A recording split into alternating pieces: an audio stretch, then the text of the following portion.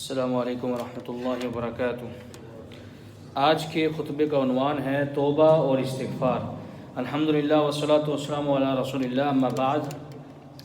تمام تعریفیں اللہ کے لیے ہیں، وہی رحمان الرحیم اور علیم و حکیم ہے، عظیم فضل والا ہے۔ میں اسی کی حمد و ثنا بجا لاتا ہوں، اسی کی طرف توبہ کرتا ہوں اور اپنے گناہوں کی بخشش چاہتا ہوں۔ میں گواہی دیتا ہوں کہ اللہ کے سوا کوئی بھی معبود برحق نہیں، وہ یکتا ہے، اس کا کوئی شریک نہیں۔ اور میں یہ بھی گواہی دیتا ہوں کہ ہمارے نبی اور سربراہ محمد صلی اللہ علیہ وسلم اللہ تعالیٰ کے بندے اور اس کے رسول ہیں۔ آپ بہت ہی اعلیٰ اخلاق کے مالک تھے۔ یا اللہ اپنے بندے اور رسول محمد صلی اللہ علیہ وسلم پر، ان کی آل اور صراط مستقیم کی دعوت دینے والے ہدایت یافتہ صحابہ کرام پر سلامتی، برکتیں اور رحمتیں نازل فرما۔ حمد و ثنا کے بعد رضا الہی کے مطابق عمل کرتے ہوئے اللہ سے ڈرو، حرام کاموں کو چھوڑ دو تاکہ تم رضا الہی اور اس کی جنت پا سکو، نیز غضب و عذاب الہی سے نجات حاصل کر سکو۔ اے مسلمانوں، اللہ تعالیٰ نے فضل و کرم اور جود و سخا کرتے ہوئے ہمارے لیے نیکی اور عبادات کے بہت سے دروازے کھول رکھے ہیں۔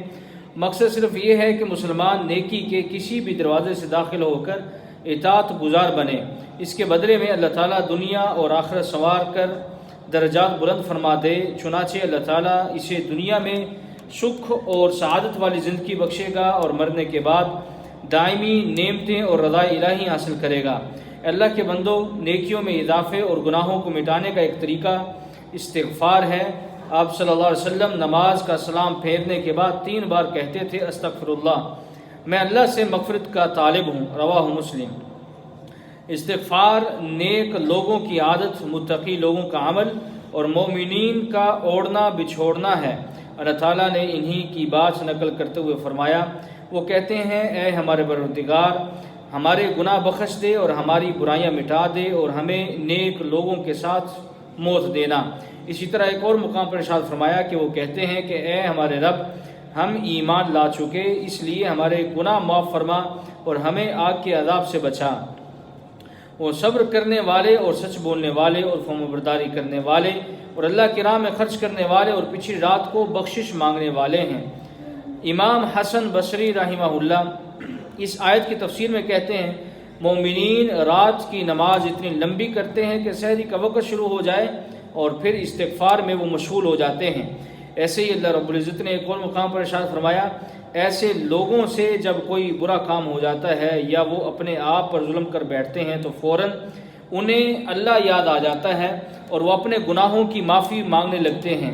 اللہ کے سوا اور کون ہے جو گناہ معاف کر سکے، اور وہ دیدہ دانستہ اپنے کیے پر اصرار نہیں کرتے۔ امام ابن تیمیہ رحمہ اللہ کہتے ہیں، گناہوں سے استغفار کا مطلب یہ ہے کہ گناہوں کو مٹانے کی درخواست اللہ تعالیٰ سے کریں۔ انسان کو استغفار کی بہت ہی زیادہ ضرورت ہے، کیونکہ انسان دن رات گناہوں میں ملوث رہتا ہے، اور قرآن مجید میں توبہ و استغفار کا ذکر بار بار آیا ہے۔ نیز انسان کو کثرت سے استغفار کی ترغیب بھی دلائی گئی ہے۔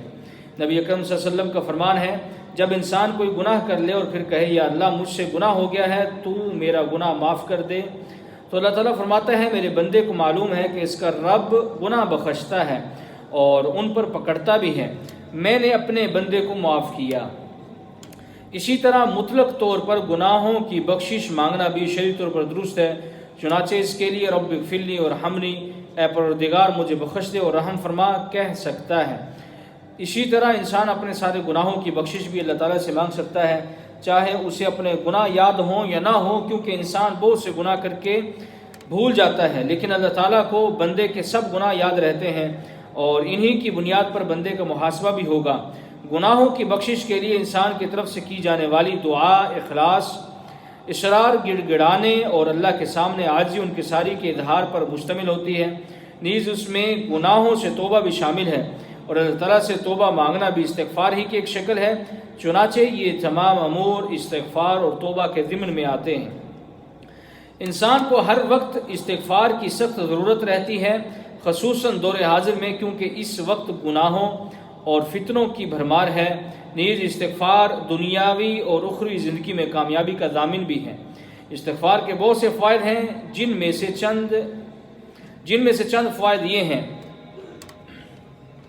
استغفار گناہوں کی بخشش کا ذریعہ ہے۔ ارشاد باری تعالیٰ ہے، جو شخص کوئی برائی کرے یا اپنی جان پر ظلم کرے پھر اللہ سے استغفار کرے تو وہ اللہ کو بخشنے والا، مہربانی کرنے والا پائے گا۔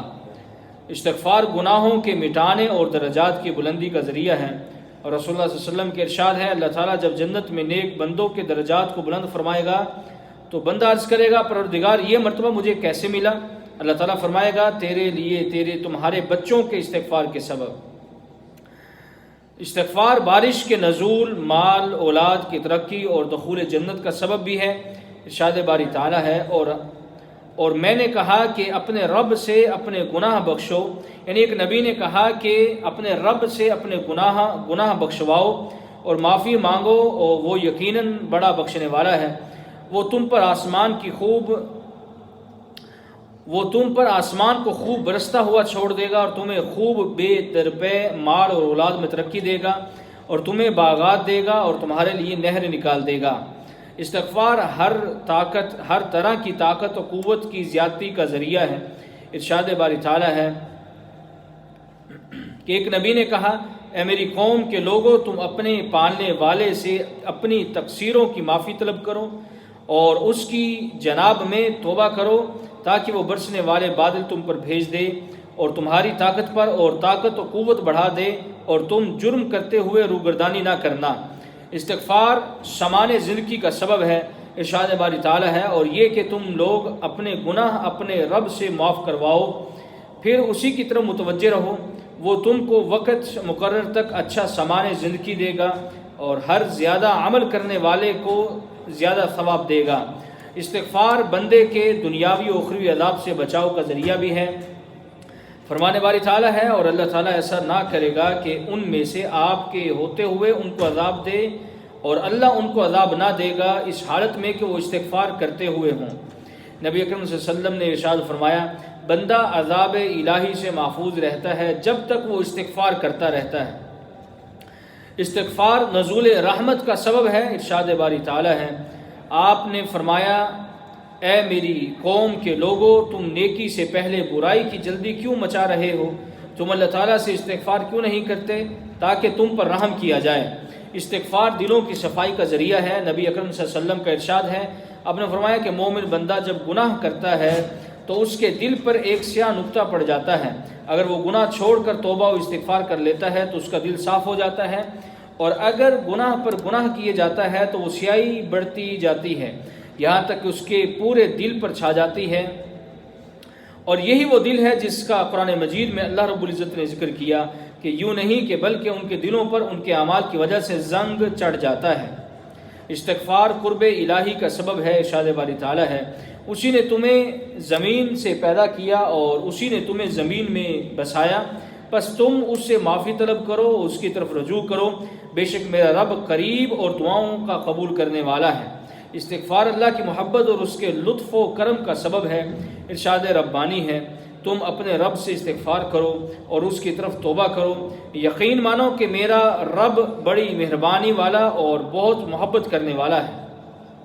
استغفار بعض گناہ کبیرہ کی بخشش کا ذریعہ بھی ہیں۔